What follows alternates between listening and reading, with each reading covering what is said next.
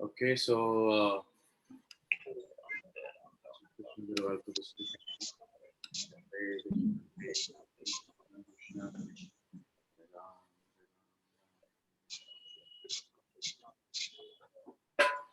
we'll start with Radha Madhav Kirtan. Prabhuji, you're done? Yes, Vijay.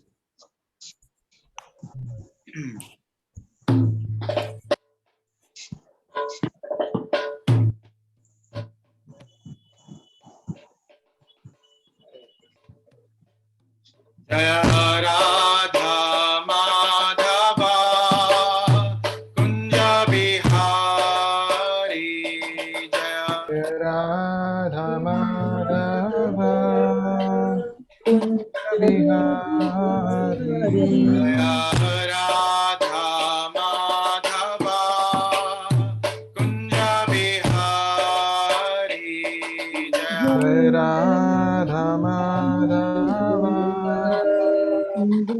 Bihari Jai Gopi Jana Vallabha Girivara Dhari Jaya Jai Gopi Janavallabha Girivardhari Jai Gopi Jana Vallabha Girivara Dhari Jaya Jai Gopi Janavallabha Girivardhari Yashodanandana Vrajjana Ranjana Yashodanandana Vrajjana Ranjana Yashodanandana Vrajjana Ranjana Yashodanandana Vrajjana Ranjana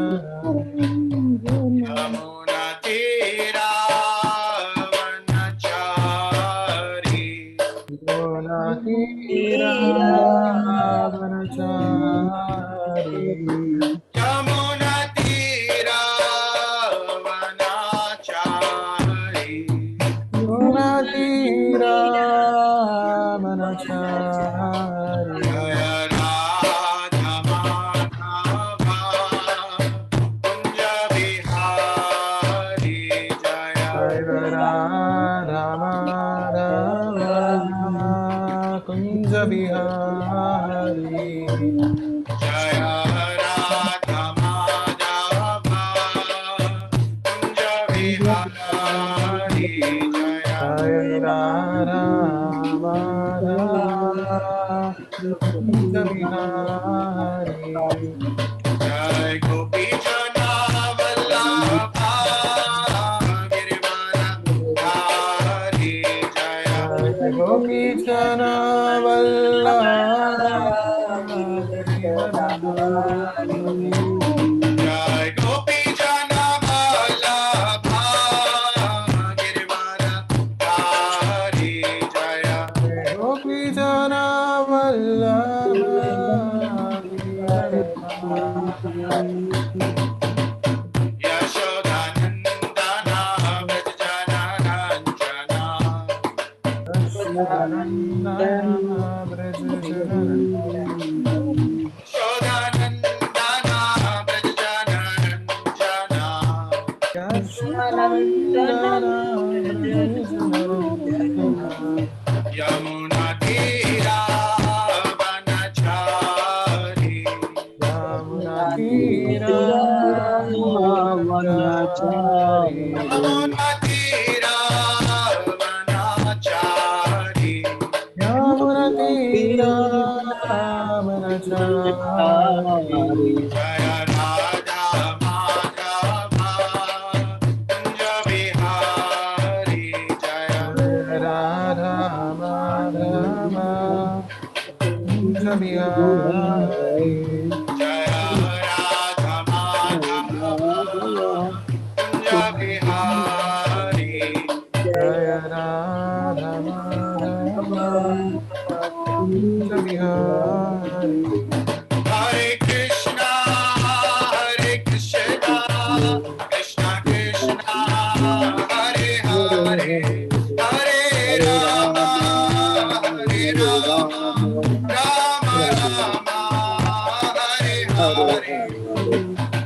Hare Krishna, Hare Krishna, Krishna Krishna Krishna, Krishna, Hare Hare, Hare Hare Rama, Rama, Hare Rama, Rama Rama Rama, Rama, Hare Hare Hare. Hare. Hare Krishna, Hare Krishna, Krishna Krishna Krishna, Hare Hare, Hare Hare Hare, Rama, Hare Rama, Hare Rama, Hare Rama Rama, Rama, Hare Rama Hare. Rama, Hare Hare Krishna, Hare Hare Krishna, Krishna, Krishna Krishna Krishna, Krishna, Hare Hare Hare, Hare, Hare Hare Rama, Rama, Hare Hare Rama, Rama, Rama, Rama Rama Rama, Rama, Hare Hare Hare. Hare. Hare Krishna, Hare Krishna, Krishna Krishna, Hare Hare, Hare Rama, Hare Rama, Rama Rama, Hare Hare.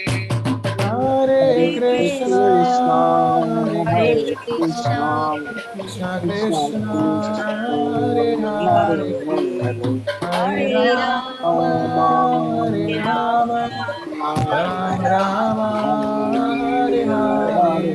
Hare.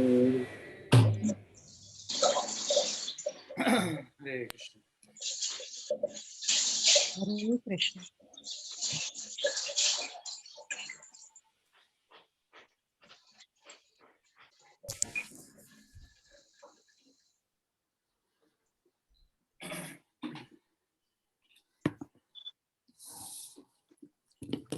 Our Mangalasharan prayers.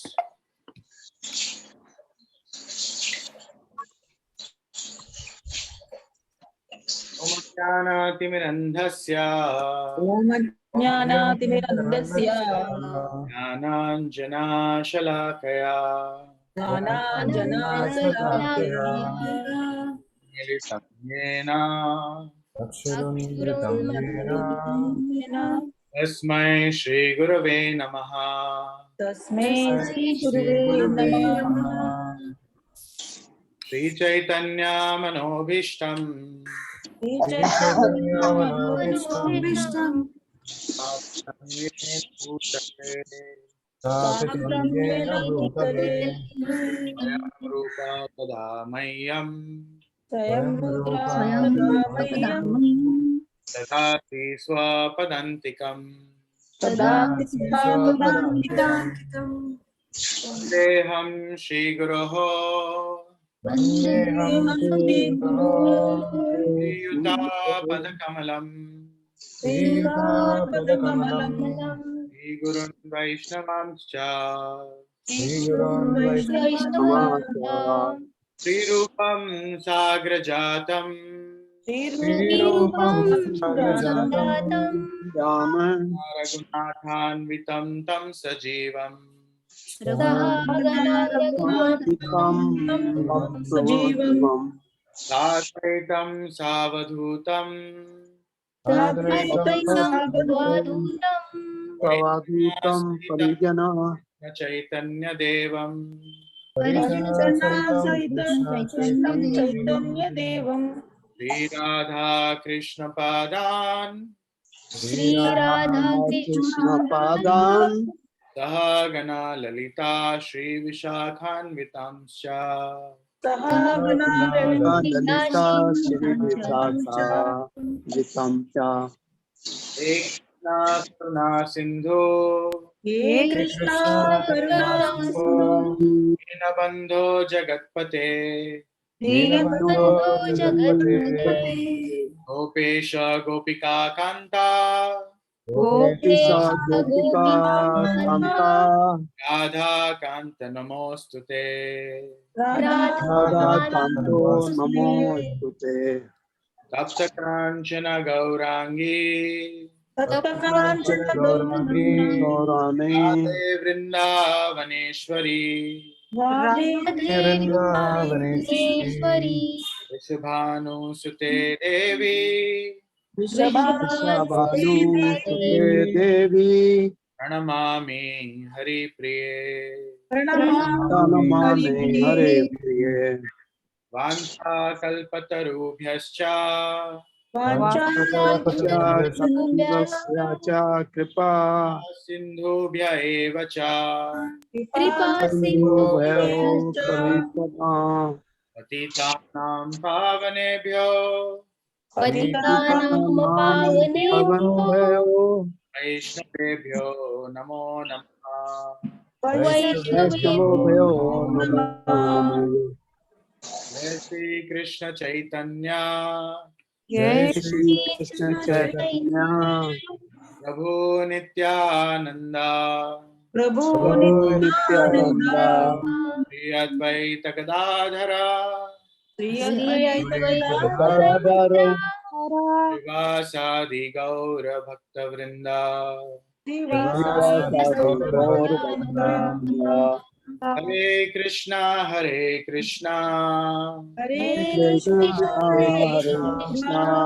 Krishna Krishna Hare Hare Krishna Krishna Hare Hare Hare Ram हरे राम हरे राम राम राम हरे हरे राम राम हरे ओम विष्णुपादाय नमो विश्वपादाय पृष्ठाय भूतले कृष्ण कृष्णाय कृष्णाय भूतले श्रीमते भक्ति वेदांता श्रीमते भक्ति वेदांता स्वामिने स्वामी नामिने नमस्ते सरस्वते देवे नमस्ते सरस्वती देवी गौरवाणी प्रचारिणे गौरवाणी प्रचारिणे निर्विशेष शून्यवादी निर्विशेष शून्यवादी पाश्चात्य देश तारिणे पाश्चात्य पाश्चात्य देशारिणे देशकारिणे हरे कृष्ण ओम शुभाय हरे Krishna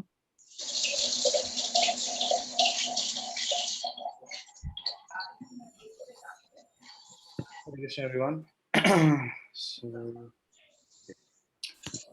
I think we're studying, we were discussing last time from Bhagavad Gita Chapter 3. We discussed verse 35 to 38. Remember,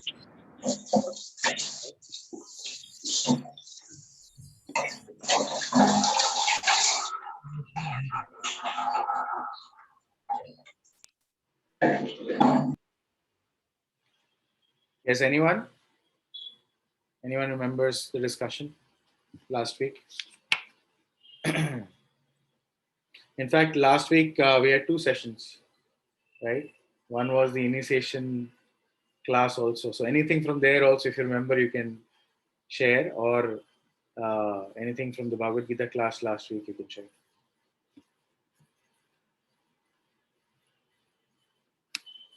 One should do one's own duty, even if it is done faultily. It is rather better than doing another's duty perfectly. Excellent. Yes. So we should do our own duty.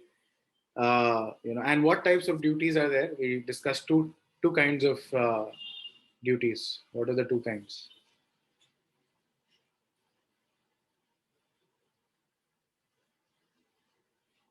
What do you mean by one's own duty? What is one's own duty?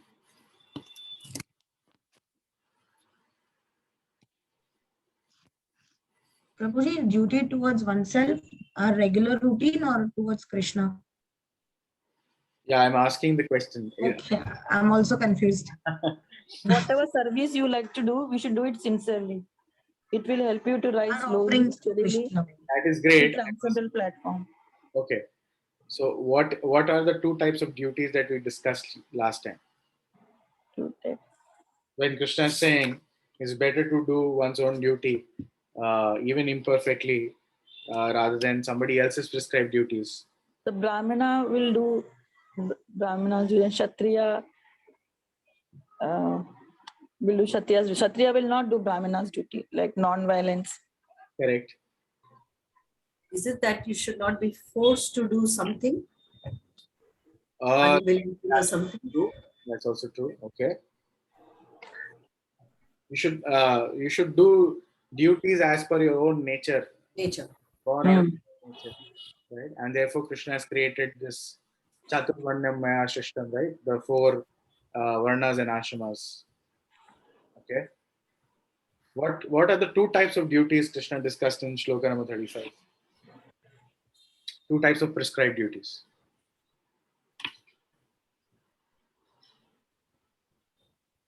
Material. Yes. What was that?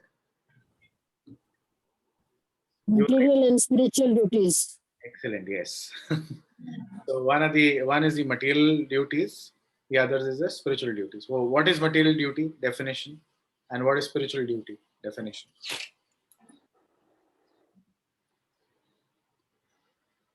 Yes, material duty is the duty which we do regularly to sustain ourselves, and spiritual duty is towards God.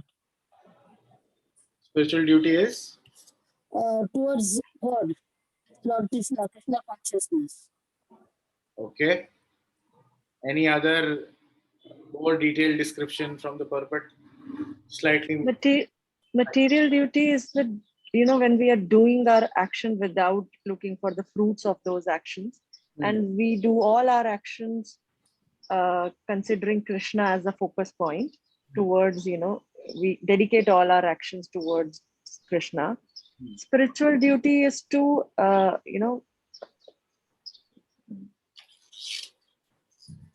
spiritual duty is again keeping Krishna in the focus, and devotional bhakti yoga is spiritual duty, connecting to the God and serve the God.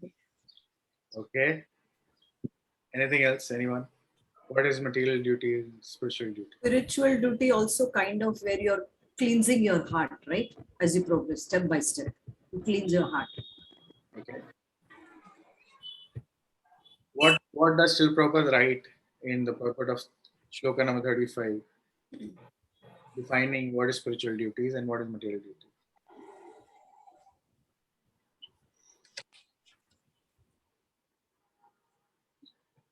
Anyone? Duties on spiritual platform and duties on material platform Yes. may be different, but the principle of following the authorized direction is always good for the performer. What is that? Following the authorized direction. Yes. Is always good for the performer. Okay. And before that, you're reading this in the middle. Before that, Prabhupada describes or defines what is material duty and what is spiritual duty. Spiritual duty is the duty to follow the instructions of the Guru, spiritual Guru. Excellent. Yes. Yes. So material duties are those activities which you do to sustain yourself or your regular activities, which is born out of your own nature. So that's what Krishna is saying. You should do your duty, even imperfectly, that's okay, not others' duty. So if you are someone who's by nature, very, very passionate, or you like to do administration like a Kshatriya, right? Like Arjuna was a Kshatriya. He cannot sit non-violent, or he cannot sit watching adharma in front of his eyes. He cannot act like a Brahmana or someone else at that point in time, because it's not his nature, right? So that is material duty. Spiritual duty is instructions of the spiritual, and even material duty you can offer, do it as an offering to the Lord, or even at least offer the results of the material duties to the Supreme Personality of Godhead. Spiritual duties are instructions of the spiritual master, direct instructions of the spiritual master, or whatever instructions you receive. So those are spiritual duties. And no matter what is asked, one is supposed to do that, right?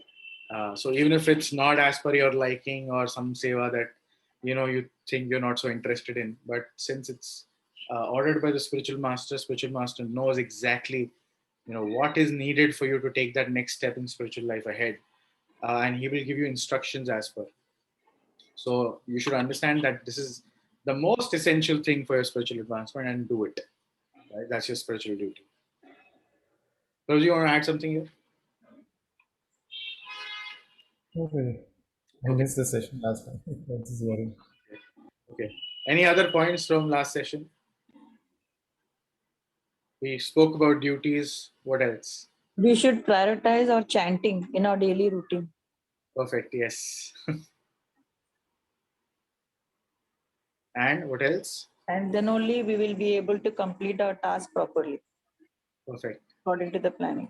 We discussed, I think Shazam Mataji shared, and what was the task because of which this topic came up.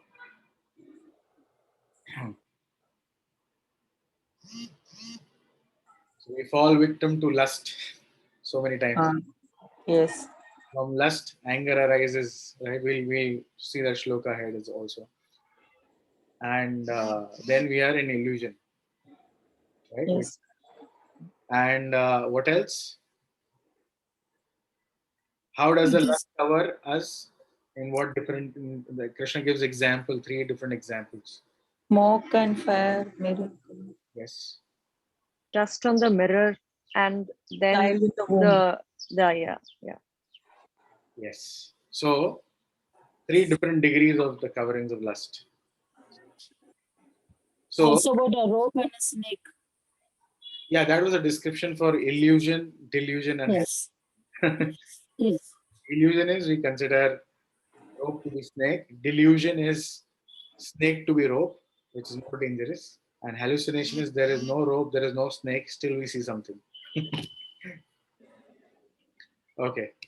So moving on to today's session, shloka number 39 onwards. So hopefully we should be able to complete the chapter. I think there are only 43 shlokas, so 4 shlokas to go. Let's chant 39. Avritam gnanametena Avitam gnana Jnanam gnanino nityavairina Jnanino nitya vairina kamarupena kaunteya Kamarupena kaunteya dushpurenana lena cha. Duspurena I would like to read the translation. Prabhuji, can I read? Yes, please. Thus the wise living entity's pure consciousness becomes covered by its eternal enemy in the form of lust, which is never satisfied and which burns like fire. Right. So Krishna is giving very, very important information. Thus the wise living entity's pure consciousness becomes covered by his eternal enemy in the form of lust, which is never satisfied and which burns like fire. So very, very important. So we get information that how the spirit soul is pure, right? The living entity is pure consciousness. And we are originally wise, right? That's a wise living entity, right? Sat Chit Anand. Sat means eternal, right? Chit means full of knowledge. So by nature, sorry, by our very nature, we are full of knowledge. We are intelligent, right? So thus the wise living entity's pure consciousness becomes covered by his eternal enemy in the form of lust. So Krishna explained the 3 levels or kinds of coverings, right? Just like smoke covers fire, the dust covers the mirror completely, or the embryo covered by the womb, right? So Krishna saying, thus the wise living entity's pure consciousness becomes covered by his eternal enemy, right? It's an eternal enemy in the form of lust, which is never satisfied, which burns like fire. So no matter how much, and we fall trapped to this a lot. We think, "Arey, bas ye kar leta hu, this much, and I won't ask for more." But Krishna describes how this is, eternal enemy, and it burns like fires and never satisfied. It's like pouring ghee in fire. The more you try to enjoy, or the more you try to gratify your senses, thinking like, oh, this is the last, after this I won't do anything, the more it burns, the desire increases even more, right? The greed increases even more to possess material things, or gratify your senses more and more. So let's see what Prabhupada describes. It is said in the Manusmriti that lust cannot be satisfied by any amount of sense enjoyment, just as fire is never extinguished by a constant supply of fuel. In the material world, the center of all activities is sex, and thus this material world is called Maithunagra, or shackles of sex life. In the ordinary prison house, criminals are kept within bars. Similarly, criminals who are disobedient to the laws of the Lord are shackled by sex life. Advancement of material civilization on the basis of sense gratification means increasing the duration of material existence of a living entity. So Prabhupada is describing this as a shackle, right? And the biggest shackle, the material world, is actually labeled as Maithunagra, right? The continuation of material life is there because of this shackle of sex life, right? And advancement of material civilization on the basis of sense gratification means increasing the duration of material existence of the living entity. So the more and more we try to, create facility for ourselves to enjoy, the more and more we are actually deeply getting caught by Maya, right? If you see, earlier at least it was a little better, right? Maya used to attack when you would actually be in a surrounding. Suddenly people were living a pure life in Satyuga and other yugas when there was little opportunity for sense gratification, and there were very few places probably where you are surrounded by allurements, etc. Of course, the mind can wander anywhere, even in Satyuga for that matter. But at least the external circumstances were not so bad. They were kind of favorable for cultivating Sattva-guna or actually doing spiritual practices. In Treta Yuga, the ratio was 75-25, right? 75% favorable for spiritual activities or at least cultivating Sattva-guna, and 25% there were opportunities to fall down, right? In Dwapar Yuga, it is 50-50, right?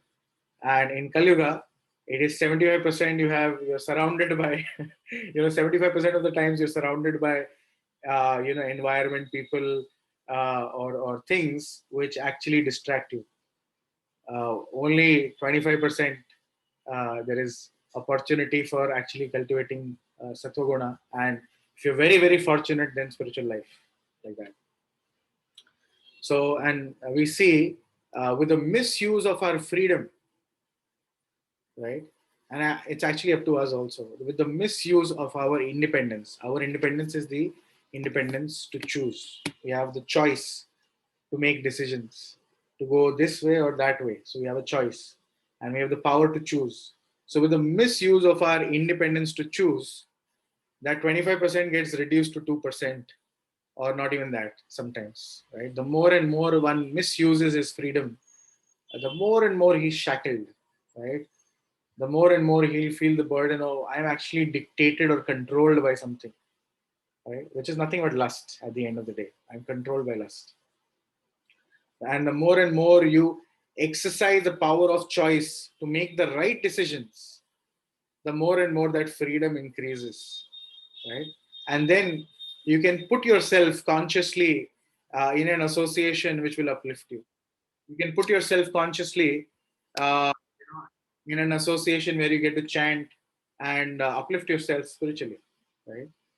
You can create an environment in your home itself also, right? It's very conducive for spiritual life. You can plan your day in a way where you sleep on time, you get up early, you chant your rounds, you do your sadhana nicely, you eat only Krishna Prasad.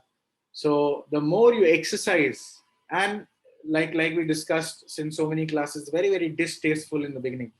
Sattva guna is like poison in the beginning, nectar in the end. So in the beginning, it will appear like poison, almost like forcing yourself.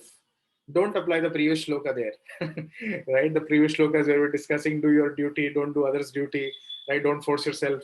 No, here you have to force yourself also. That's okay, because at the end of the day, it is your spiritual duty, right? It is your responsibility as human being to not just eat, sleep, mate, and defend, but to inquire and to advance spiritually. That is the only purpose of human form of life. So therefore, it is imperative for you to actually push yourself to do the right thing. And the more in the beginning, it'll be very, very distasteful. It'll be like, poison, like literally swallowing poison, right? Who will get up early in the morning? I don't want to do. Who will chant? It's boring. After 2 rounds, I feel bored and this and that.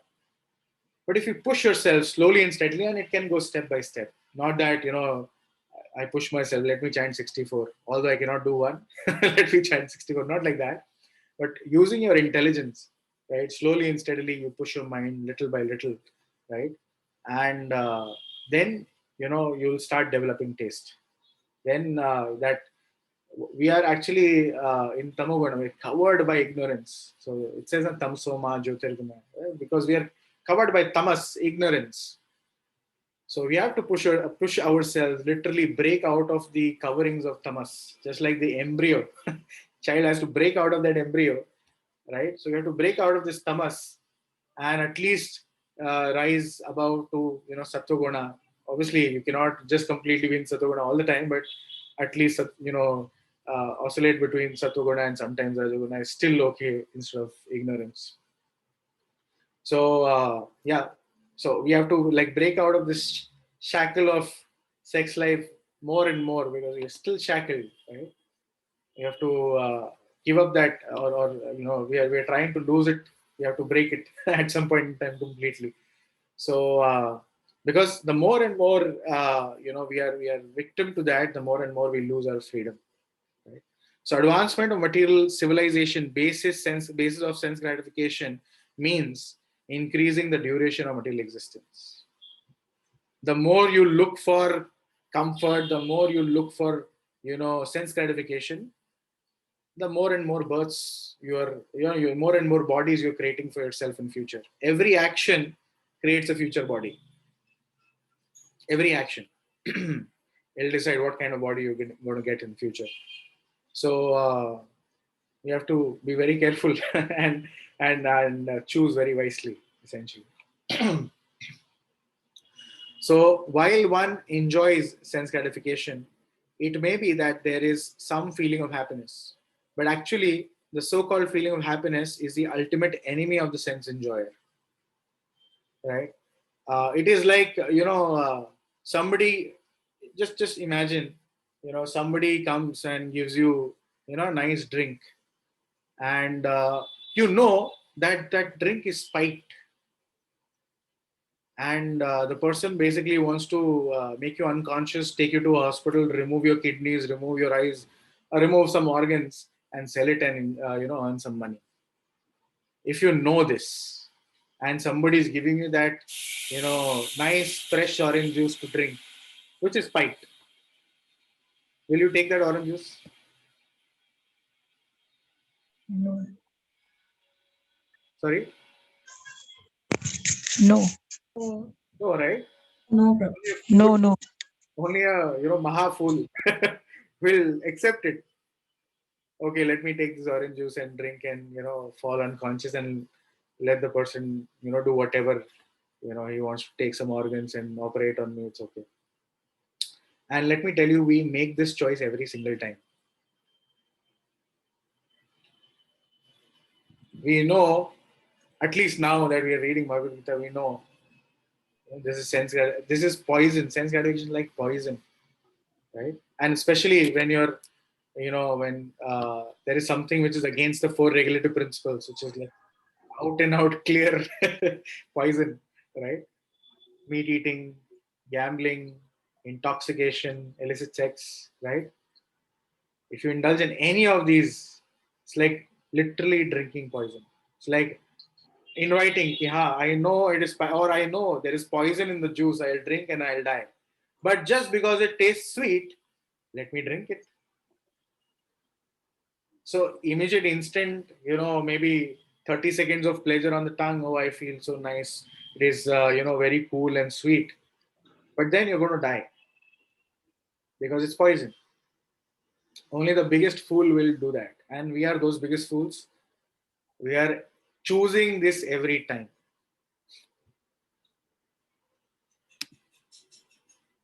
Rosie, you want to add something?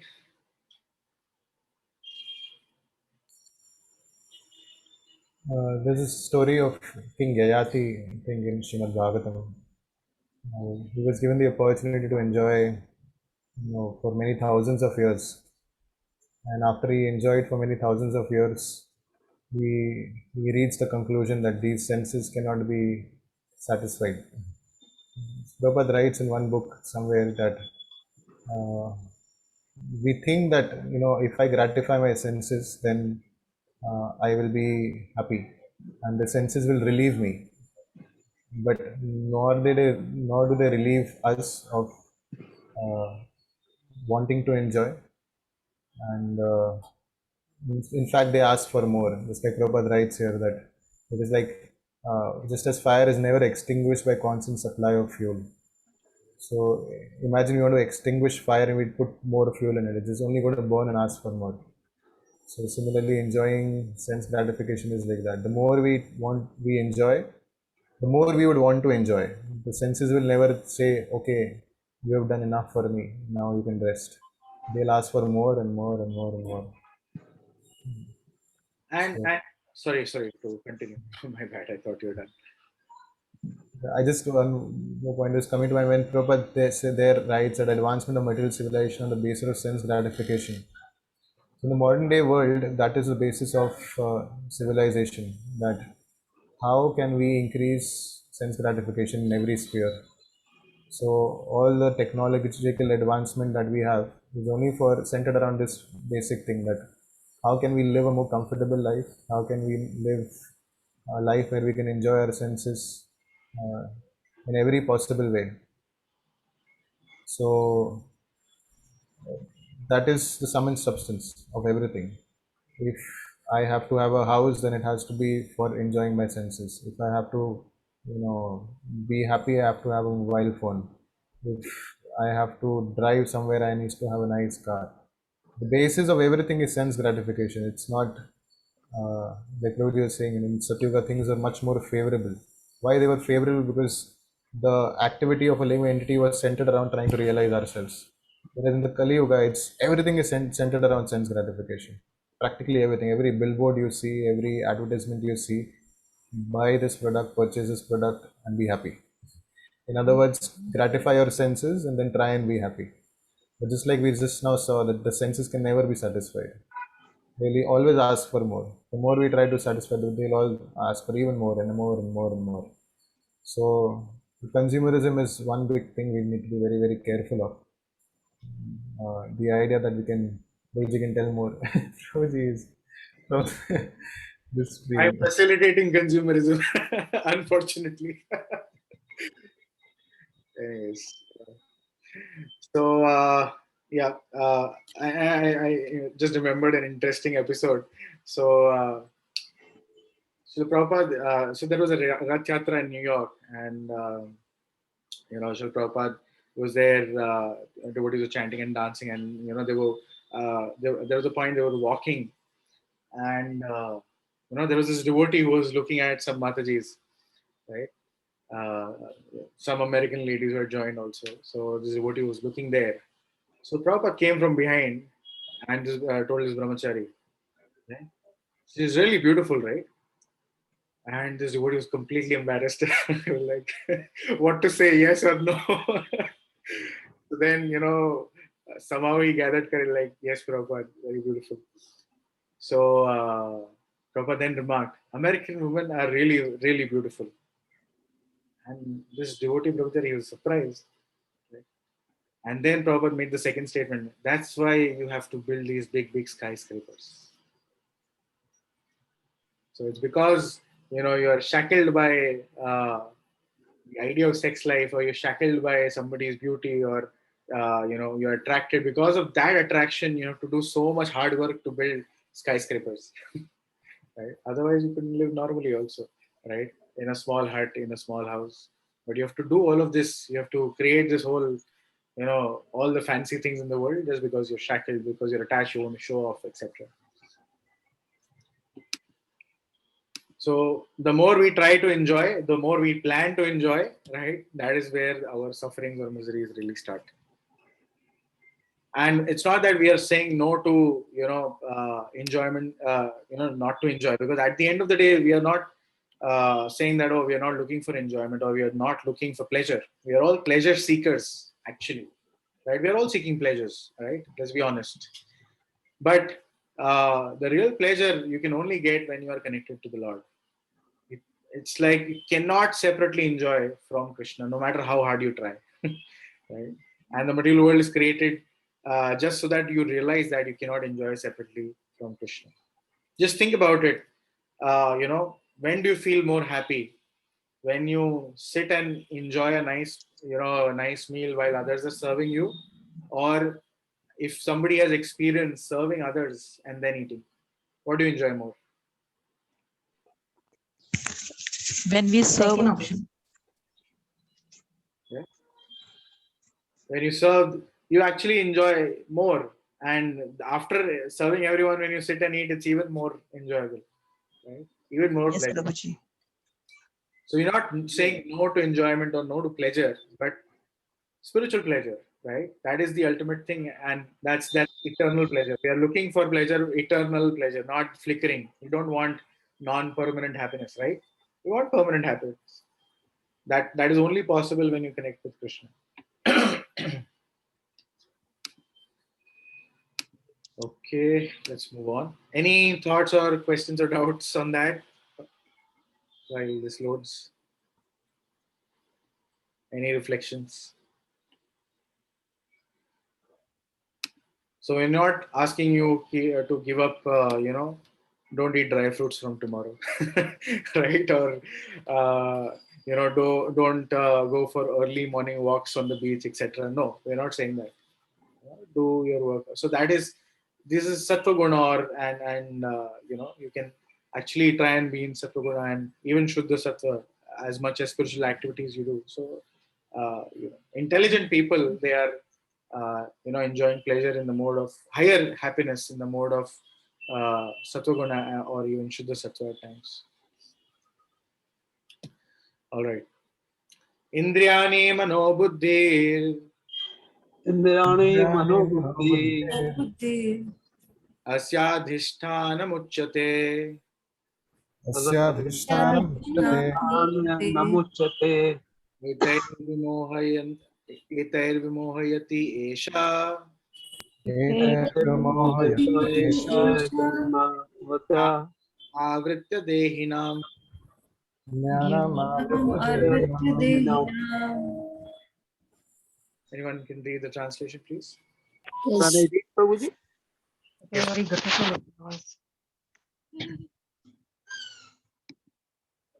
The senses, the mind, and the intelligence are the sitting places of this lust.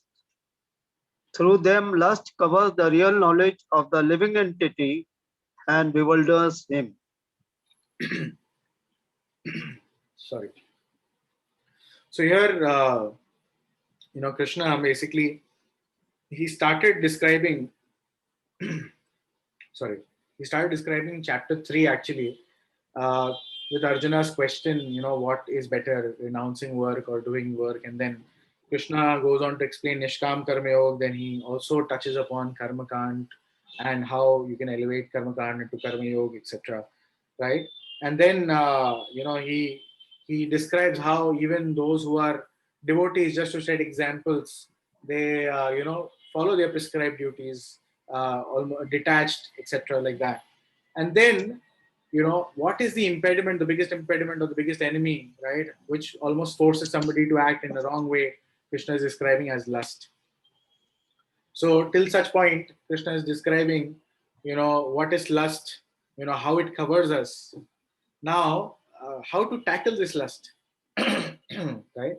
In the previous sloka, he described, how it is never satisfied.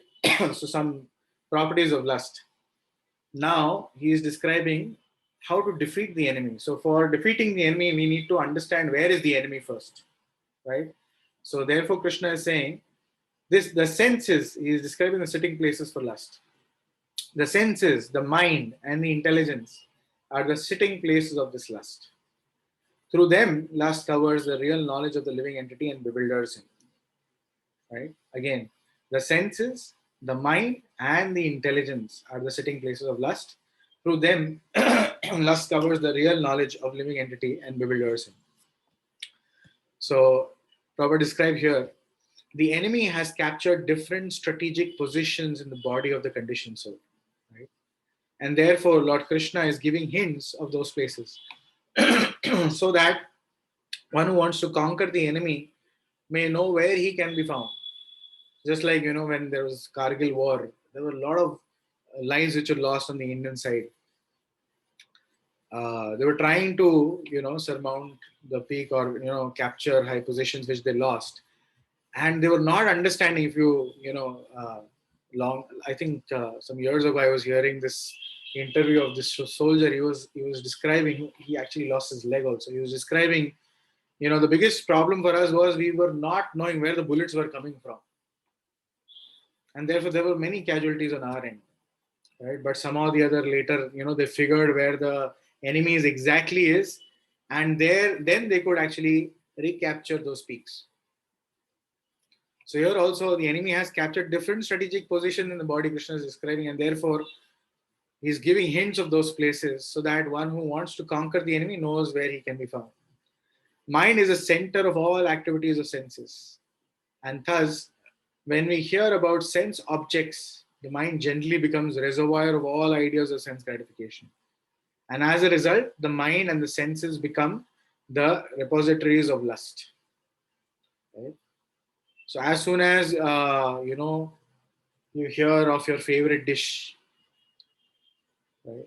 As soon as you hear, somebody is cooking nice gulab jamun, very hot, with nice chashni and, the whole aroma with elaichi in it, with some, badam and kesar and, pista in it, and, very, very nicely poured in that whole chashni. As soon as you start hearing this, immediately, the mind will start working. And, the thinking will turn into feeling, and feeling will turn into willing, right? So mind is basically the center of all the reservoirs of is a reservoir of all ideas of sense gratification. Right? Next, the intelligence department becomes the capital of such lustful propensities. Right? Intelligence is immediate next door neighbor of the spirit soul. Lusty intelligence influences the spirit soul to acquire false ego and identify itself with matter, and thus with the mind and senses.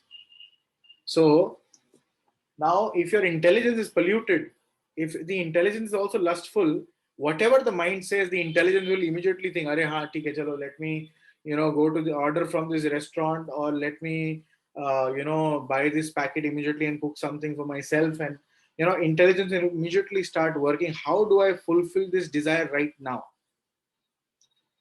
Even if I have to shell a lot of money, even if I have diabetes, sugar will increase. I won't think about that. Lustful intelligence is or polluted intelligence will immediately try to plan and fulfill the ideas of sense gratification which the mind is meditating on, right? The mind is dictating the intelligence here, literally, right?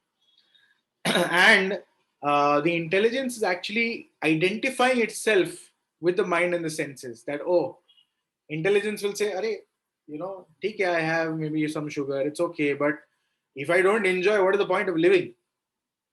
Right? It's identifying itself with the senses. The senses are not gratified. What is the point of living? Right? That is the argument which the intelligence gives. Right? Or it's identifying with the mind. The mind has to be satisfied right now. Right? The spirit soul becomes addicted to enjoying the material senses and mistakes this as true happiness. We feel this is happiness. The false identification of spirit soul is very nicely explained in Srimad Bhagavatam. Yasyatma buddhir punupetri dhatuke. So, okay, I'll skip this. A human being who identifies this body made of three elements with his self, who considers the byproducts of the body to be his kinsmen, who considers the land of his birth worshipable, who goes to places of pilgrimage simply to take bath rather than to meet men of transcendental knowledge, there is to be considered like an ass or a cow. Right? Again, I'll repeat this. A human being who identifies this body made of three elements with his self, that, this body is me, who considers the byproducts of the body to be his own kinsman. This is my father, this is my mother, this is my child, this is my wife, right? Who considers the land of birth worshipable, my country, right? Who goes to places of pilgrimage simply to take bath, rather than to meet men of transcendental knowledge there, is to be considered like an ass or a cow. Heavy statement, right? So why? Because all of this is still on the bodily platform. Is still on the bodily platform. How should we really see our relations? Oh, here is a living entity assigned to me to take care, right? If you have a child assigned to me to take care by Kṛṣṇa. See the person as related to Kṛṣṇa, and through that related to you, right? We're all children of the Lord, right? Of course, you may have different moods in relationship with the Lord, but as such, we are all children of Lord, and therefore we are, brothers and sisters, literally related like that. So one should see like that. Okay, this person has been assigned to me in this life to take care of the person for so many years or for the lifetime. So I do my duties like that, and of course you show affection. Not that you have to be like a stone, right? You show affection, but it should not be that, oh, this is mine, I have full rights over the person. This is my son here, right? How will you do anything of his own? As I have full rights. No, right? If you're thinking like that, you're no better than an ass or a cow. Prabhuji, you want to add something? Prabhupada ji, in his lecture on this verse, he speaks of how, like in this verse, it's described the lust is situated in three places: the mind, intelligence, and the senses. So Prabhupada explains how, therefore, the mind should be utilized in Krishna's service. When using the mind, we start thinking of how we can serve the Supreme Lord, then automatically lust will have no place. Similarly, intelligence should be utilized in that manner in trying to serve the Lord. And mind in thinking of the Lord, thinking of the Lord's pastimes, chanting the Maha Mantra, and the senses in trying to again use them in Krishna's service. So when all of these three are actually used in Krishna's service, then there will be no place left for lust. Sometimes we might just want to try and control our mind and intelligence, and we might struggle with that because they are just so powerful. That's the So, slokas. Yes, go on. oh, okay. Sorry. Go on, Prabhu. It's okay. Please go on. Please go on. Yeah. So I'll just cut short since we'll discuss that anyway. So Prabhupada is saying that just like a glass is full of water, you try and pour ink in it, it won't go inside. There's no place for it. Similarly, when we engage our mind, intelligence, and the senses in Krishna's service, there'll be no place left for lust. Right? So that is an easier way of controlling than just trying to control it from our own strength. So, utilizing our mind and thinking of the Lord, think of the Lord's path, and thinking of the instructions of Bhagavad Gita, we can try and memorize some of these verses, which is so crucial and important. Like that, engage our mind, intelligence in trying to apply this knowledge in our day-to-day life, and engaging our senses are also in doing some practical service. Perfect. Yes. Prabhuji, Yes. I wanted to ask something. Like you mentioned about the relationships which are, there are these relationship which you mentioned, like, your kids, they are the relationship they are cordial relationships, they are any which ways close to us. But how about the relationship which are complicated? How to, have a perspective for those relationships? So at the end of the day, whomever you're interacting with, you have a karmic balance, right? Somebody is giving you trouble, for example. You should understand that I'm supposed to get this karma, right? If not this person, someone else will come and give me the same result. Because by arrangement of nature's law of karma, I'm supposed to suffer something. So there has to be some agent through which the suffering will come. The agent could be a mosquito also to give you malaria. The agent could be, a neighbor also. The agent could be some close relative also. But the suffering has to come, right? So, and Avanti Brahman, I think they're very beautiful episode, rather very, very heavy episode rather in Bhagavatam. He describes there were people who were, spitting on him, kicking him, and he was like rejected and dejected on the streets. He used to be a person who's very wealthy, right? And even being in such a position, imagine, you're just passing by, somebody kicks you, right? On the street, you're lying and somebody kicks you unnecessarily without any reason, right? For fun. So he was in that position. And what is his mood? His mood is that, oh, this is my own karma coming to me through different agents. These people are not at fault, right? If not them, someone else will come and do the same. Because I am supposed to receive this because of my own past activities. But by the grace of the Lord, these are, the intensity has reduced. Right? So that is how we look at others also. And that's why Jesus Christ said, right? Hate the sin, not the sinner. Isn't it? The reason for saying this is, and he was also praying for people who were executing him. Haridas Thakur also, the people who were lashing him in 24 marketplaces, he was praying for them. Sudarshan Chakra was ready to cut them off. But he was praying, no harm should come for them. And therefore Sudarshan could not do anything. No, but Prabhuji, can't we change the relationship? I understood that, obviously there is a past karma related to that. But how can we make that relationship work? What to think at that time when you see that someone or maybe some kind of pain is coming through that person or some kind of suffering? Yeah. How do we change that relationship so that, I do my hisab kitab here only and it doesn't go with me next karma? If you want to be happy in a relationship, I think at least this is from my experience and whatever little bit I've read, and Prabhuji can add obviously more. So reduce your expectations, right? Cannot be zero. I mean, if it's zero, great. If you are that person who can have zero expectations, awesome, right? You'll be very happy, right? But at least I am not in that situation, so I can say reduce the expectations as much as possible. So the more you expect, the more you'll be frustrated. The lesser you expect, the more happier you will be in that relationship. And the relationship itself also will be very, very cordial, very nice. Right? And if the other person is also having a similar attitude, then both of y'all will enjoy like anything. Right? Expect less and try to serve more. You'll be more happy. And the best service you can do to anybody in your relation is to actually, help them come to Kṛṣṇa. That's the best service you can do. The minute you try to do that, and of course, one has to very intelligently do this, not that one has to force someone, otherwise you'll be fighting more on that.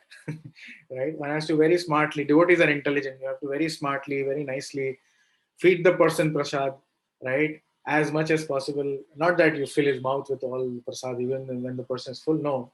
Very regularly one should try and, if it's a distant relationship, you can send, on festivals or, as much as possible, as frequently as possible. Right? Create an environment for someone to feel inspired in Krishna consciousness. Not that you have to literally tell them, oh, why are you not chanting? Chant, right? Somebody who's taken up Krishna consciousness, who's taking some guidance, then you can tell them, you should chant. But someone who's not ready, for them you create an environment for him to be inspired. You cannot inspire someone only by words, or it's rather more difficult to inspire someone by words only, right? You can inspire someone by your own example, that's one. And second is to create an environment so that they naturally feel inspired. Is that okay? Yeah, Prabhuji. Yeah, to some extent, but I won't take more time. It's okay. It's a good question, I think. Helpful for everyone. Prabhuji, you want to add something?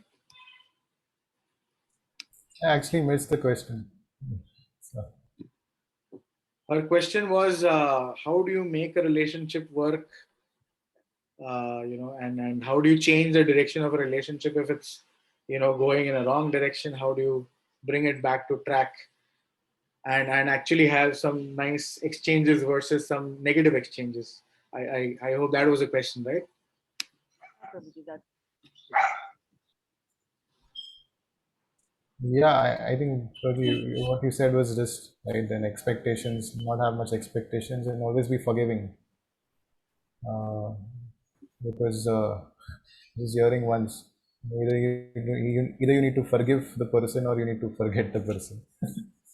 Yeah, in fact, I was just going to add something, Prabhuji, and I heard, I don't know who asked this question. Sometimes rather than breaking your head and, you do everything what you want, I think what Parth Prabhuji said, is let it go sometimes. I think that's a better choice of letting it go in interest of your own peace of mind rather than the other person's peace of mind. Perfect. Thank you, Prabhuji, for adding this. Thank you, Prabhuji. Thank you, Mataji. Okay, let's read the next one. Tasmat tvam indriyani adau Tasmat tvam indriyani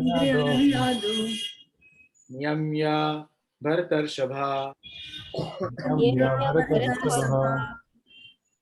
papamanam prajahienam papamanam prajahiyenam jnana vijnana nashanam.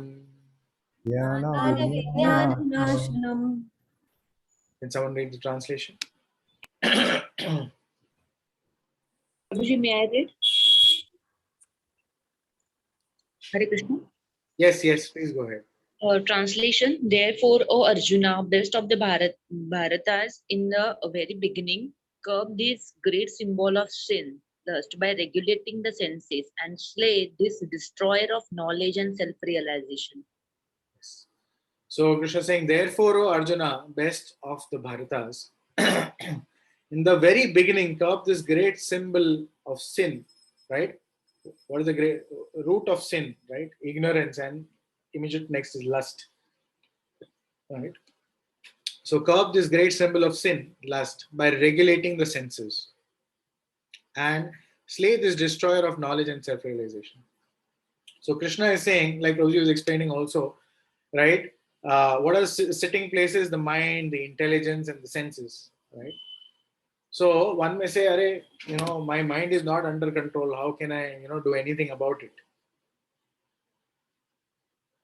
Right? When I'm trying to chant, my mind runs here and there. How do I control? How do I curb this enemy of lust? Right? So Krishna is saying, now what is immediately under your control? Mind and intelligence are still slightly higher. It will take some more time to cleanse and get under control.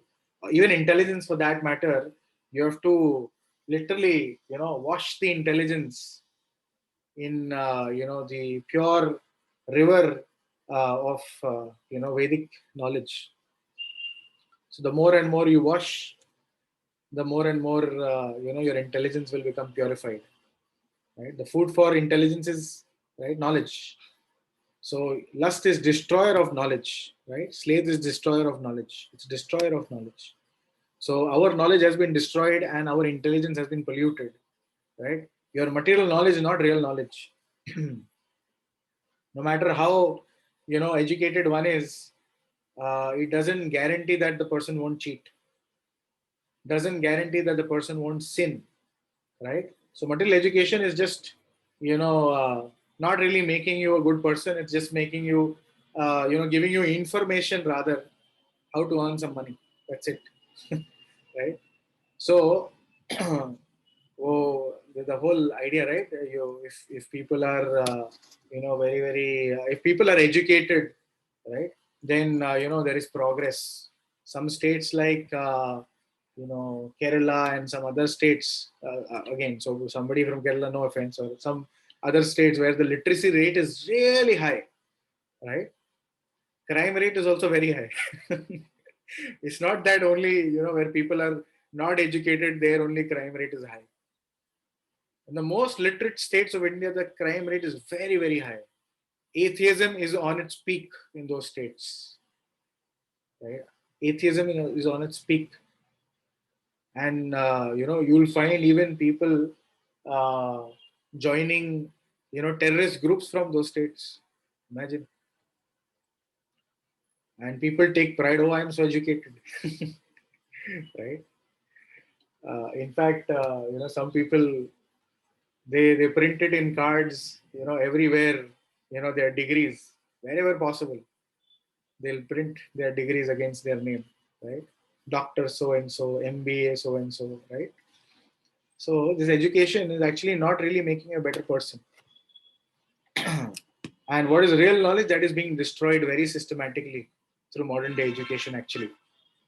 Why? Because it's only informing you how to increase your lust, how to earn more money and try to enjoy your senses more and more, right? So it's actually destroyer of real knowledge.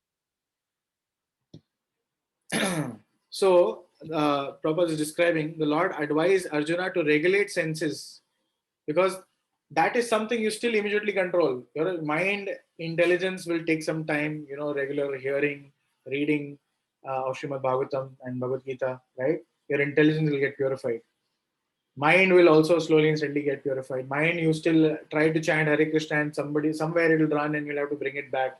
You'll have to practice. Senses, maybe you can immediately try and have some control, right? Just like there is danger, even though no matter how much a pull you may have to go to that particular place, but intelligently you can still think, Arey, I should, although I'm wanting to go there, or I'm really literally being pulled to go there, but I should not go there because there is imminent danger there, right?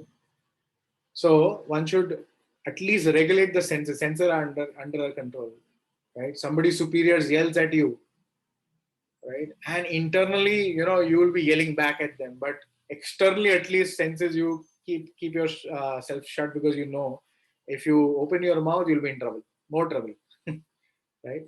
So at least there is some immediate control over the senses. So Lord is saying, therefore, Arjuna, in the very beginning, curb this great symbol of sin by regulating the senses. He starts with senses and slay this destroyer of knowledge and self-realization. Lord advised Arjuna to regulate senses from the very beginning. Okay. Why people are dropping and then... Okay. Lord advised Arjuna to regulate senses from the very beginning so that he could curb the greatest sinful enemy, lust, which destroys the urge for self-realization and specific knowledge of self. Jnana refers to knowledge of self as distinguished from non-self. Right? What is knowledge? Saying distinguish self from non-self. Distinguish the soul, that me, from non-self, which is the body, the intelligence, and the mind. In other words, the knowledge that spirit soul is not body. Vigyan refers to specific knowledge of the spirit soul's constitutional position and his relationship to the Supreme. What is Vigyan? Vigyan is science. Applied knowledge. Applied knowledge is that Jivera Swarupahoy Krishnera Nityadas, that the spirit soul's constitutional position and his relationship to the Supreme, that I am servant of Krishna, therefore I should serve the Lord. It is explained thus in Srimad Bhagavatam, Jnana Parama Guhyame Yad Vijnana Samanvitam Saha Rahasyam Tad Angam Cha Grahana Gaditam Maya. The knowledge of self and the Supreme Self is very confidential and mysterious. But such knowledge and specific realization can be understood if explained with their various aspects by the Lord Himself. Bhagavad Gita gives us that general and specific knowledge of the self. So Krishna, when he describes, then we can understand this mystery, and Bhagavad Gita, Krishna has given exactly that. The living entities are part and parcel of the Lord, and therefore they are simply meant to serve the Lord. This consciousness is called Krishna consciousness. So from the very beginning of life, one has to learn this Krishna consciousness, and thereby one may become fully Krishna conscious and act accordingly. Lust is only the perverted reflection of love of God, which is natural for every living entity. But if one is educated in Krishna consciousness from the very beginning, the natural love of God cannot deteriorate into lust. When love of God deteriorates into lust, it is very difficult to return to normal condition. Nonetheless, Krishna consciousness is so powerful that even a late beginner can become a lover of God by following the regulative principles of devotional service. So from any stage of life, or from the time of understanding its urgency, one can begin regulating the senses in Krishna consciousness, devotional service of the Lord, in Krishna consciousness, devotional service of the Lord, and turn lust into love of God, the highest perfectional stage of human life. So no matter what stage, you can turn that lust into love. Krishna consciousness is really powerful. It said that one holy name, right? There are three stages. Aparadha Yukta Nam, there is Namabhas and Shuddhanam, right? So we are now in the offensive stage of chanting the holy names. So the next stage, which is a very high stage again, is clearing of the offenses, which is Namabhas stage. So it is described how one holy name, just once chanting Hare Krishna in that Namabhas stage, can destroy enough sins which you cannot commit in all your lives put together, in past and even in future. You cannot commit that amount of sin that one holy name can destroy. Imagine, right? It's just that we lack faith in scriptures. We lack faith in the statement also, right? Krishna is clearly saying, "Sarva dharman parityaja mam ekam sharanam vraja." I think I told you all this story. So when Vibhishan was coronated as the king of Lanka, Ramji, he coronated Vibhishan as king of Lanka. There were many Rakshasas, who were very happy. There were many others who were unhappy, who were very faithful to Ravana. And they also knew that Vibhishan will now try to, do good and, not really go and conquer others and, not really fight with, demigods so much, etc. They knew all of that. So they never wanted to, accept Vibhishan as king. So, Vibhishan, when he got coronated, he announced that those who don't want can also can leave, no problem. They can live wherever they want. It's okay, right? I won't do any harm to them. So there was this demon who wanted to go away, but he said, I cannot cross the ocean, so I have to go away from Lanka. I cannot cross the ocean. So he was given, I am not remembering clearly, but he was given something written on a piece of paper. Vibhishan gave him something writing on the piece of paper he gave him. And he said, till the time you hold this, you can easily cross the ocean and you won't drown. You won't drown. So you can easily cross the ocean and go on the other side. So he said, okay, fine. And when he started crossing the ocean, right, he thought, what is there? That he was very, very surprised that I'm not drowning. So, he thought, no, Vibhishan warned me not to open, otherwise I'll drown. So midway, midway in the ocean, he thought, chalo dekh hi leta hu. He was very, very curious, right? Curiosity kills the cat. There's a saying. So he was very curious, and he opened, and he saw the name of Lord Ram was written, and he was very, very envious. Like, what is this name of Ram? How can this make me not drown? Because he was not having enough faith, and Vibhishan knew that this guy doesn't have faith in Lord Ram's name.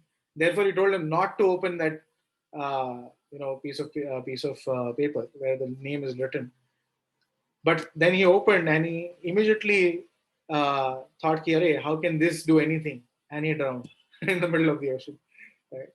So our disease is lack of faith. Right? When the Lord is clearly saying that yes, you can come back. Just surrender unto me. We doubt. We doubt that Krishna is in control. That's our disease. We think, no, our boss is in control, or the situation is so big I cannot do anything. Rose, you want to add something here? That is a very vital point you mentioned. Very nice, wonderful story also. I was just reflecting when you were saying the story. Sometimes we just might be in different situations in our life where we might just get a little too much overwhelmed with our anarthas, and we might start thinking that, okay, this is too difficult for me to control our senses, our mind, it's just too strong. So in those situations, we must always remind ourselves how powerful, and like Prabhupada says here, it's never too late. Better late than never. So no matter how pathetic our situation must be, maybe, Krishna consciousness is just so powerful that it can, bring us out of the most degraded, pathetic situation. So with just faith, we need to apply it. We should not think that there is no hope for me. We should not think like that. Rather, we should think that because I am so much degraded, I must therefore, to that degree, strongly hold on to the lotus feet of the Lord. To that degree, the more I feel that I am drowning down in this pool of anarthas, the more we should feel that to that degree I want to hold on tightly to the lotus feet of the Lord, and then we'll be picked up very easily and become purified like that. So it's never too late. I just want to mention that. Yeah. Okay, last two shlokas. It's already 12:30. We'll try and finish the chapter. Indriyani paranyahur. Indriyani Indriyebhya param manaha. param manaha. Manasastu para buddhir. Para buddhi. Yo buddheha paratastu saha. Yo deha parastastu saha. Translation quickly. Someone. Prabhuji, can I read? Yes, please. Translation: the working senses are superior to the dull matter. Mind is higher than the sense.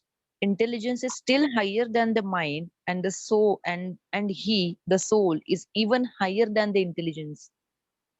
So here, basically, Krishna is saying how you can control the senses. So he's saying working senses are superior to dull matter. Mind is higher than the senses, and intelligence is still higher than the mind. And the soul, is even higher than the intelligence. Right? So one using some basic intelligence, they can still control the senses, even though the mind may be saying something else. Right? So senses are different outlets of the activities of lust. Lust is reserved within the body, but it is given vent through the senses. Therefore, the senses are superior to the whole, to the body as whole. These outlets are not in use when there is superior consciousness or Krishna consciousness. In Krishna consciousness, the soul makes direct connection with the Supreme Personality of Godhead. Therefore, the hierarchy of the bodily functions, as described here, ultimately ends in the Supreme Soul. Bodily action means the functions of the senses, and stopping senses means stopping all bodily actions.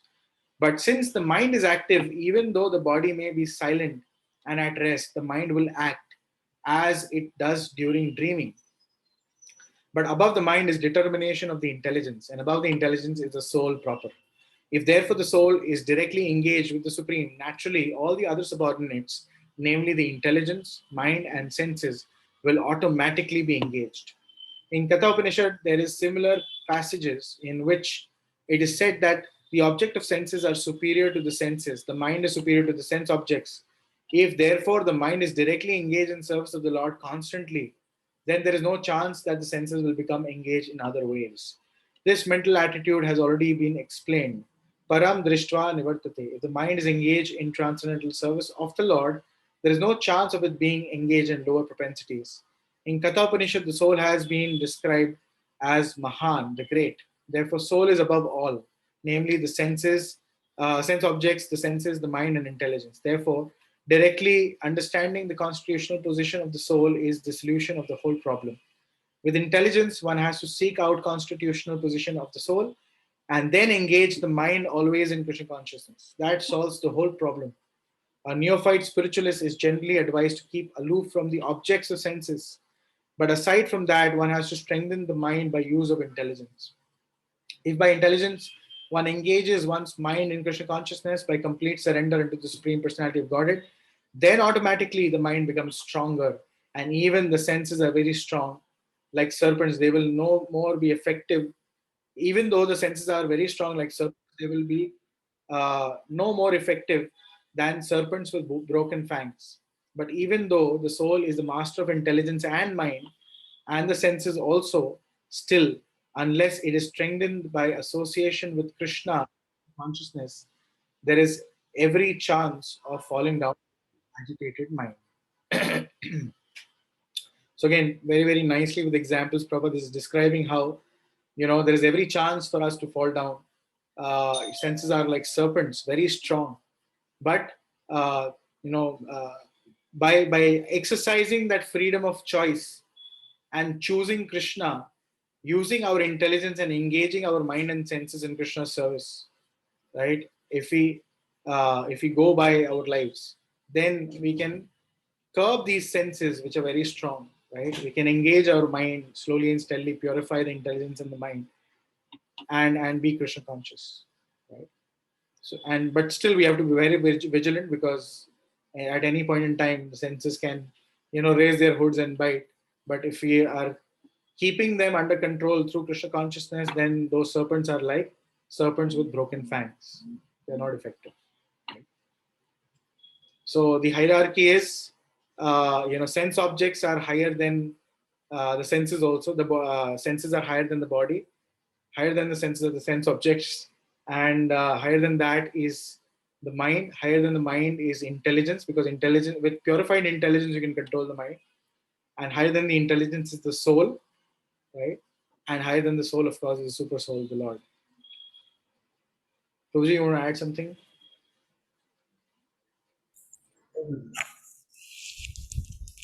Okay, we move on. Last shloka. Evam buddhe param buddhva Evam buddhe param buddhva samastadhyatatmana atmana samstabhyatmanam jahi shastrum mahabaho Jahi Shatrum Mahabaho tamarupa durasadam tamarupam. Kamarupam Durasadam. Can someone read the translation, please? Translation. Thus, knowing oneself to be transcendental to the material senses, mind, and intelligence, O mighty arm Arjuna, one should steady the mind by deliberate spiritual intelligence, Krishna consciousness, and thus by spiritual strength conquer this insatiable enemy known as lust. It's very important. So Krishna is concluding this chapter by saying, thus knowing oneself to be transcendental, right? How the spirit soul is higher than intelligence and mind and senses. So thus knowing oneself to be transcendental to material senses, mind and intelligence, O mighty armed Arjuna, one should steady the mind by deliberate spiritual intelligence. So using spiritual intelligence, which is nothing but Krishna consciousness, and thus by spiritual strength gained from that spiritual intelligence, conquer the insatiable enemy known as lust. So Prabhupada is concluding here. The third chapter of Bhagavad Gita is conclusively directive to Krishna consciousness by knowing oneself as eternal servitor of the Supreme Personality of Godhead, without considering impersonal voidness, the ultimate end. In the material existence of life, one is I'll just read this again. This third chapter of Bhagavad Gita is conclusive directive to Krishna consciousness by knowing oneself as the eternal servitor of the Supreme Personality of Godhead, without considering impersonal voidness, the ultimate end. So we are servants of Krishna. We are not servants of some and Krishna is not impersonal. He is not void, right? In the material existence of life, one is certainly influenced by the propensities of lust and desire for dominating the resources of material nature. Desire for overlording, and for sense gratification is the greatest enemy of the conditioned soul. But by the strength of Krishna consciousness, one can control the material senses, the mind and intelligence. One may not give up work and prescribed duties all of a sudden, but by gradually developing Krishna consciousness, one can be situated in a transcendental position without being influenced by material senses and the mind, by steady intelligence directed towards one's pure identity. Right? So slowly and steadily, by engaging in Krishna consciousness, one can gradually develop Krishna consciousness, and have control over one's mind, intelligence, and senses. Sorry. This is the sum total of this chapter. In the immature stage of material existence, philosophical speculation, artificial attempts to control the senses by so-called practice of yogic postures can never help a man towards spiritual life. He must be trained in Krishna consciousness by higher intelligence. Right? So just by doing some postures, I'm sure this is very clear to everyone, right? Just by doing some yogic postures, trying to artificially attempt to control the senses, it's not going to be possible. Or even trying to just philosophically speculate, it's not going to be possible. Right? One has to apply this knowledge of Krishna consciousness through purify the mind and intelligence. Through purified intelligence, one can then very easily control the senses and achieve the highest perfection of life. So thus ends the Bhaktivedanta purport of the 3rd chapter of Srimad Bhagavad Gita in the matter of Karma Yoga, or discharge of one's prescribed duty in Krishna consciousness. Roji, you want to add something here? Prabhupada mentions in these last few verses, Prabhupada says in the lectures that we don't just deny the senses, we need to give it positive engagement. Someone wants to stop eating meat, for example, might start accepting Krishna Prasad, and that will automatically help them give up the lower taste. So the idea is not just to negate and stop consuming things. The idea is to consume something positive, something good, something spiritual. That will automatically help us give up the lower taste. So that is better way of regulating the senses, like Prabhupada says that by yogic postures, yoga is meant to control the mind and senses. But even that is not probably good enough. When we have proper engagement in Krishna consciousness, engaging our mind, intelligence, senses, that helps it, makes it much easier for us to control the senses. So positive engagement is what is needed more than just trying to restrain ourselves from negative engagements. Thank you, Prabhu. Any other thoughts, questions, or any reflections on what we heard today, or on these last 2 verses?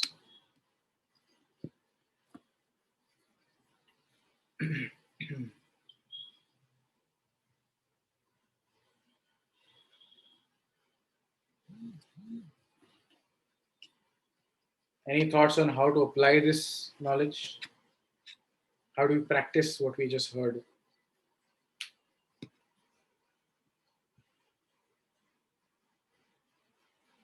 How do we control lust? It's a very, very important topic. Okay. And something which we are all facing. It's universal, literally. Real problems are universal. Nobody can escape.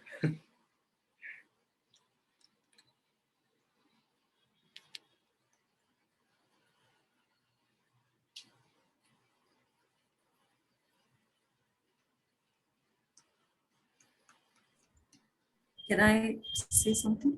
Yes, please. I think to answer your question, as you rightly said in the beginning, if we have to uplift ourselves spiritually, it's not forced, right? Initially, I know everything was tough. I think when we started this class, getting that attention, gradually, at least I can say you start liking it, and then you wait for Saturdays to come. So it is it's like gradual. It's not going to turn overnight, if you ask me. At least I can talk from my experience being very open. So at least I think we are glad we're making that steps initially to push ourselves in the right directions. And then I think gradually things will kind of more and more unfold itself. Thank you for sharing that. And I think initially, so sometimes initially we like things a little bit, but then when you have to commit, or when it's like getting when you have to get serious in Krishna consciousness, then it's like, oh God, it's a big commitment, I cannot do it, or it's very distasteful maybe once in a while in a festival I'll go, but who would do every single day?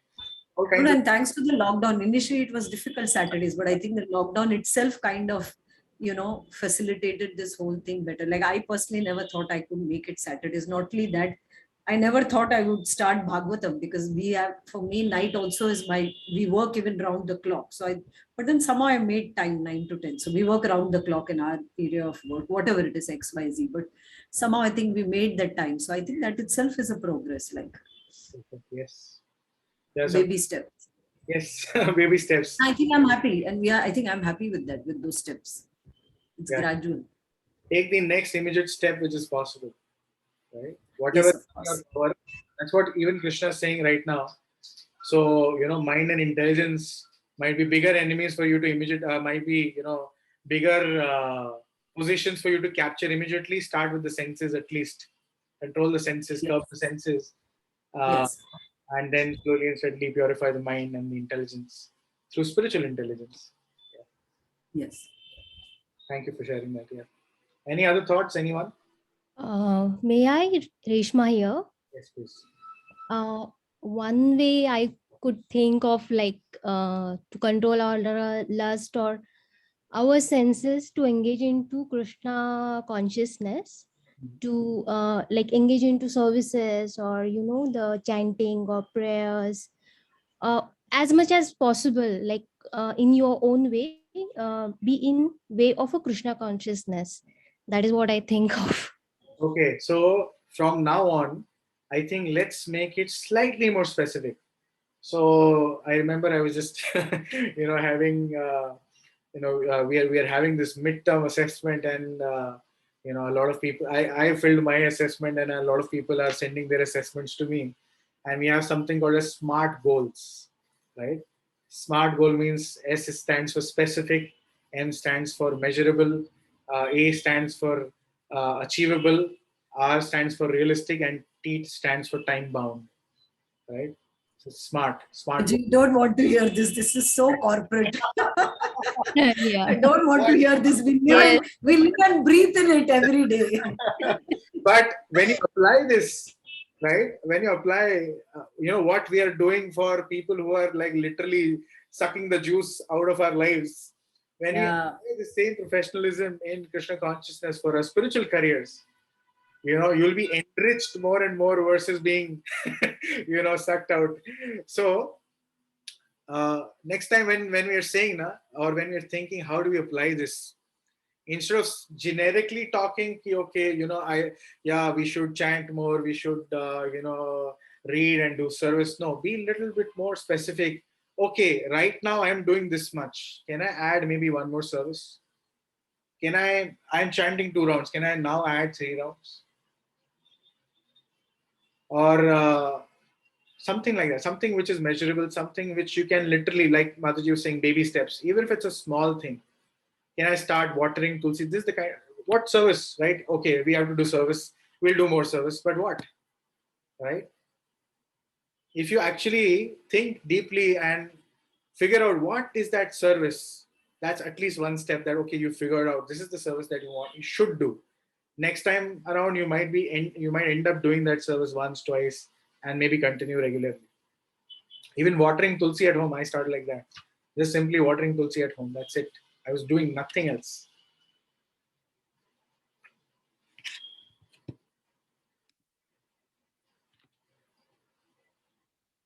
Hare Krishna. Yes. Anyone else? How do we curb this enemy of lust? Prabhuji, as Partha Prabhuji mentioned, that you replace that urge of or if you want to change, like he mentioned, so replace that with something else. Like I want to watch something, it's like I want to watch TV, or I want to read a book, so I'd rather pick up a spiritual book, Srila Prabhupada's book, and then I read that. So just replace that and see you will develop the taste for it.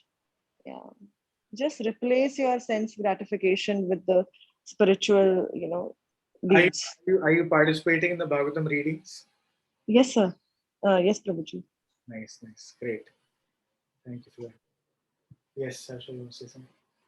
I think maybe for me, first step would be to figure out what am I most, which aspect of my life am I most lusty about, targeting on that, like food Okay. or doing time pass. So maybe reducing that duration, not ending it completely, it will not go, it will rebel, but maybe targeting Taking my smaller steps. Yeah. Just like Maya takes smaller steps and then suddenly captures everything. The whole fourth seat example in the train. Similarly, we have to do the same. Apply, kill the enemy with its own weapon.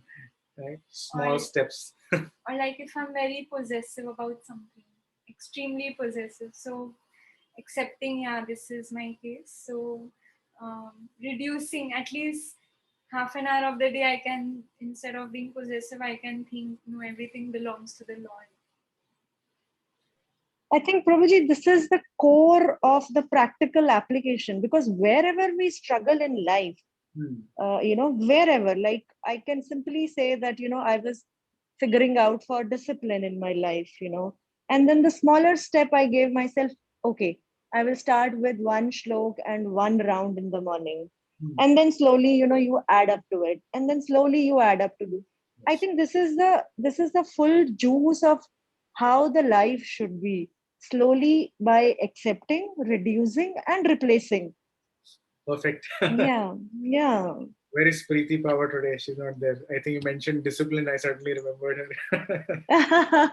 Yeah, because I actually I applied it and I improved myself just by doing this, just by accepting, and then slowly replacing, and then slowly, even reducing and replacing, and then yeah. So, and if I'm trying to apply this in every, wherever I'm stuck at, wherever the lust is coming in different forms, I'm trying to do that, and somewhere very very little progress, but yes, you can see that there is a difference. That is so amazing. Very bold. Right. Very cool. Really, really amazing. Okay. Any other thoughts? Anyone? Any other reflections? Anyone wants to share? How do we, or any practical application that, okay, from today or from tomorrow, I'll do this, I'll do that. Anything? Prabhuji, I would like to add, being consistent, I think, is the very important. Yes. Yes. If Perfect. you start something energetically and then you leave it midway, just be consistent and keep on adding new services. Then gradually you will, fall in place. Perfect. Yeah. So that's why smaller steps, something which is easily digestible, I can maintain it. So maintenance is the most difficult part. And therefore, Lord Vishnu himself takes charge of maintenance. There's Brahma, who's the creator, there's Shiva, who's the destroyer. And Lord Vishnu, he is maintaining because nobody else can do that. Very difficult. Yes.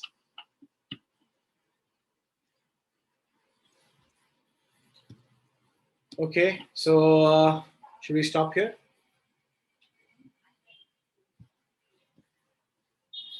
Today is Ekadashi also, and then yeah, one more very important announcement. So tomorrow we'll have a Bhagavad Gita class, Bhagavatam, but yeah, we've decided to. So we'll be doing overviews of 9 chapters of Bhagavad Gita first, and then getting into Bhagavatam. So in the other Sunday class, we had completed 9 chapters. We were on the 10th chapter.